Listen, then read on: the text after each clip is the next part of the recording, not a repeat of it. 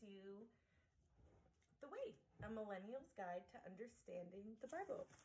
So we talked before in the welcome package a little bit about, I don't know why I called it a welcome package, in the welcome video about building a personal relationship with God.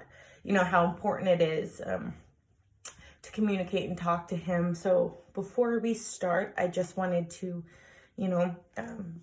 say a prayer and say, God, we thank you for everything that you do for us, for all that we know and we don't know, that someone out there is watching this video and that it is truly connecting and helping them in a way that you knew was possible, but we never knew was possible. Lord, guide us through and send the Holy Spirit to help reach these people in understanding the Bible, your words, and your purpose. So I want to first start off with talking about a few things. So the terminology in the Bible can get a little confusing. I like to imagine it like this. Like, okay, I picture God as our architect. He's like our creative, artistic architect who designs everything, who one day just woke up and was like, you know what? I have just this amazing, inspiring idea, and I want to just create this. So what he does then is he begins to create the heavens and the earth, and obviously, he's our father. So the heavens is his home. It's the biggest room in the house, and it's a place for him and his homies to go. And then he creates the earth, and that's where we start off. It's Genesis. And I'm actually going to read right out of the book. Originally, I tried to write scripts. As you can see, look, I tried to write, and I mean, I wanted to adapt it, and it changed so much. Then finally, I just kind of heard God speak to me and say, read it out of the book, and I'll tell you what you need to know and what you need to say. And here we are. So in the beginning, God created the heavens and the earth. Now the earth was formless and empty. Darkness was over the surface of the deep, and the Spirit of God was hovering over the waters. So I picture God creating an earth. In my mind, I picture God putting out, saying, boop, I want earth. And it's like this mold of clay. It's just gray and brown and buff. It's formless, like a blob. And he has this blob, and he's just kind of his spirit. I picture, have you ever seen a river or a lake early in the morning, after it rained? There's just this mist that kind of goes right over it. That's kind of what I picture. I picture this mist just right above this formless blob. And that's God, the Spirit of God, obviously, is what I'm talking about. And so God said, let there be light. And he speaks it into existence, and there was light. And then God saw that the light was good, and he separated the light from the darkness. So we're going, God called the light day, and the darkness he called night. And there was evening, and there was morning. And this is the first day. And then God said, let there be a vault between the waters to separate water from water. Now this word here, vault, it honestly has deterred me away from the Bible. When I started reading this, I would see the word vault and get very confused. It would send me down a rabbit hole, honestly. I would Google it, and Google would give me, a vault, where you put money in, or your mouth, your vault. And then I'd have to look up what the biblical meaning is, and then I'd see something else, get distracted, and I'm off, and now I'm on Facebook, So it just was so annoying. So I actually wrote it down so I didn't get distracted. And when he is talking about the vault, oh geez, see when I moved it, look at that. He's talking about an arch. So he's creating this vault and he's arching it. I like to think of Louisiana the arch as our vault, and he's doing that. He's moving these vaults between the waters. So we have the waters everywhere, and he's just like moving it around to separate the water from the other water. So God made the vault, he made the arch, and separated the water under the vault from the water above. And when I'm saying vault, I'm going to change it and say, okay, so God made the arch and separated the water under the other arch from the other water above it. And it was so. And God called this arch, this vault, sky. And there was evening, and there was morning, and that's the second day. Verse 9 is where we're at, if you wanted to follow in your own Bible. If not, totally okay. Okay, so, and God said, let the water under the sky be gathered into one place, and let the dry ground appear. And it was so. God called the dry ground land, and the gathered water he called, you guessed it, seas. And God saw that it was good. Then God said, let the land produce vegetation, seed-bearing plants and trees on the land that bear fruit with seed in it. So he's not making them lush and everything yet. He's just creating the vegetation to do this. So he's creating the plants that will bear fruit and seeds so that the seeds can produce, obviously, more trees, more fruit, more vegetation. And it was so. The land produced vegetation, plants bearing seeds according to their kinds, and trees bearing fruit with seeds according to its kinds. So it's just saying, like, it made different, like, vegetables and fruits and all that, like beets and radishes, strawberries and grapes and all that. All that kind of vegetation he's creating, corn, all that. And God saw that it was good. And there was evening and there was morning. The third day.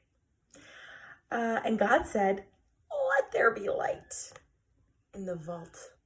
So let there be light in the arch of the sky to separate the day and the night.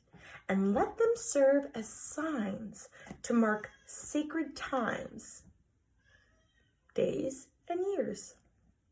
And let them be lights in the arch of the sky to give light on the earth. It's talking about the sun. And it was so. God made two great lights. The greater light to govern the day, which I love that because it's like, follow the light. Light always trumps evil, and evil we picture darkness. So it's like the greater of the light is the sun. And the son of God. Oh, sorry. I'm getting ahead of myself. It's just how I like to picture it. And the lesser light to govern is the night. He also made the stars, which is honestly my favorite part of the whole sky, to give light on the earth. So obviously the stars and the moon, they're to light up the earth so it's not pitch black. To govern, we're in chapter 1, verse 18 here. So you can stay with me if you're following in a Bible, whether it's your phone or a physical one.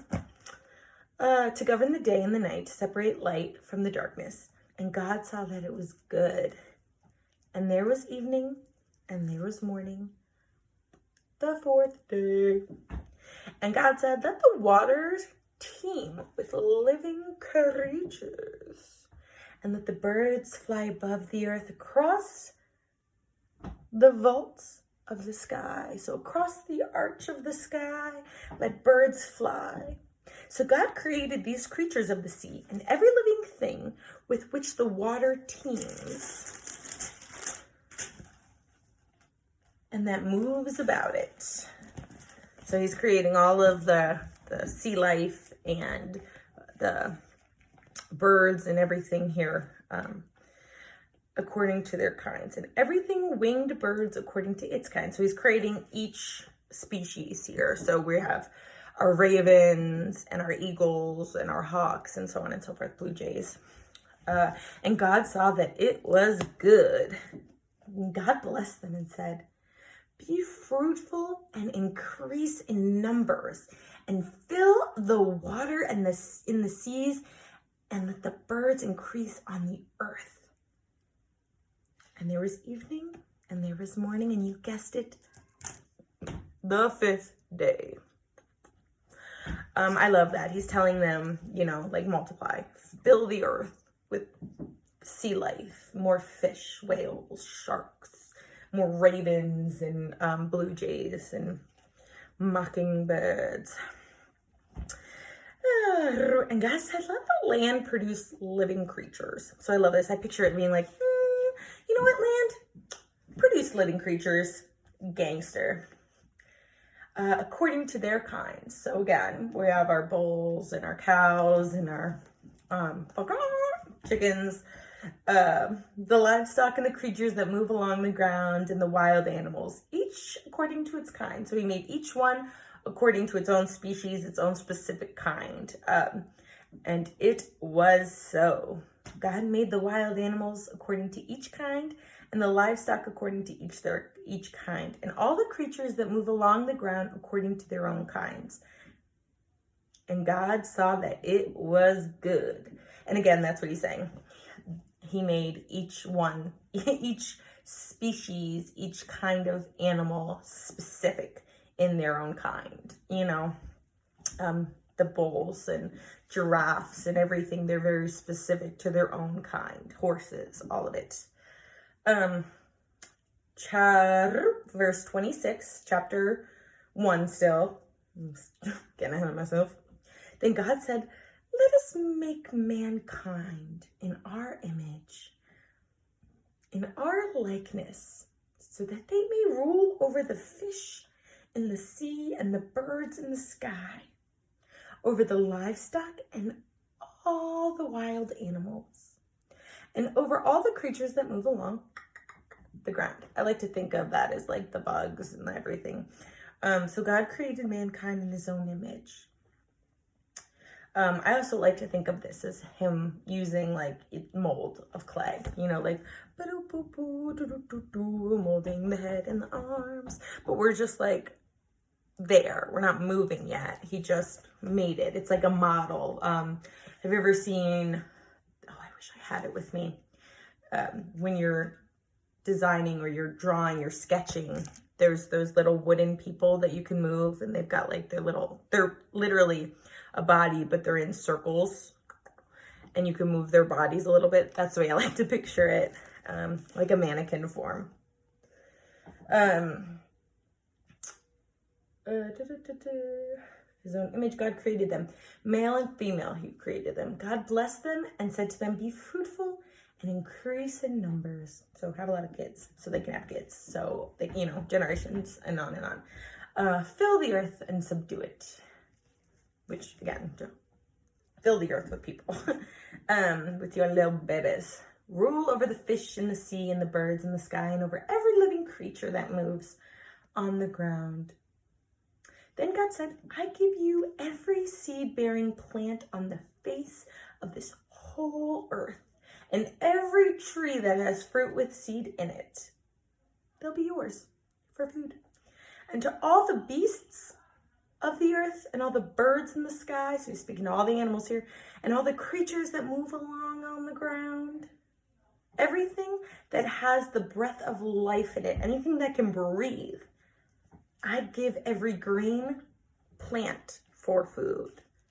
So he's providing for all of these animals that he created. And it was so. God saw all that he had made, and it was very good. And there was evening, and there was morning, and there was the sixth day. Oops. Sorry. By the seventh day, God had finished the work he had been doing, and so on the seventh day, he rested from all his work.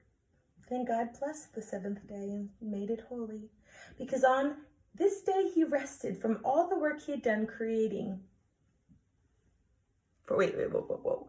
I misread that. Then God blessed the seventh day and made it holy, because on it he rested from all the work of creating that he had done. Sorry about that. So that's why we call it the Sabbath. That's why, we go to church on Sunday. We're not supposed to work on Sunday or, do anything tedious. We're supposed to rest, enjoy our family. And it's to remind ourselves, which we often forget. We just think of Sunday as the last day before we go back to work or school or whatever. I actually worked a lot of Sundays, I should say, and I hated it.